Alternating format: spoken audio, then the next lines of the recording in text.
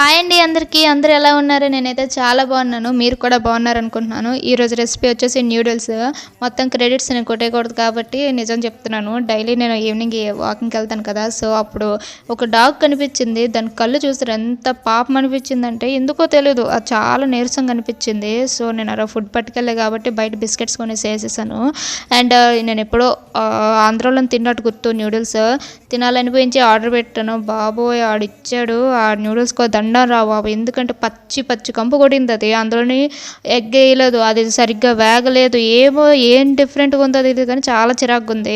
ఇంకా వేస్ట్ చేయకూడదు కాబట్టి దాన్ని, అందుకే ఇంకా పార్సల్ కట్టించుకొచ్చేసి ఇంటికి వచ్చాక ఇంకా ఎగ్ ఒక 3 కొట్టేసి అందులోని సీజనింగ్ కోసం pepper powder, chilli powder and salt వేసేసి బాగా బీట్ చేశాను. నాకు పెద్ద పెద్ద పీసెస్ ఉంటే ఇష్టం ఎగ్, సో పెద్ద పెద్ద పీసెస్ ఉంచి ఇంటి పట్టుకెళ్ళాను కదా పార్సల్, అది అందులో వేసేసి ఇంకా సోయా సాస్ నా దగ్గర చిల్లీ ఫ్లేక్స్ ఉంటే కొంచెం వేసాను.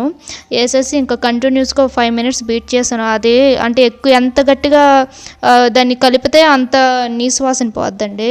సో గట్టిగా ఒక 5 minutes టాస్ చేస్తూనే ఉన్నాను. అండ్ తర్వాత తిన్నాను కానీ ఓకే అనిపించింది, ఎందుకంటే ముందు అతను ఏం వేసాడో మనకు ఐడియా లేదు కదా. సో ఓకే బాగానే అనిపించింది.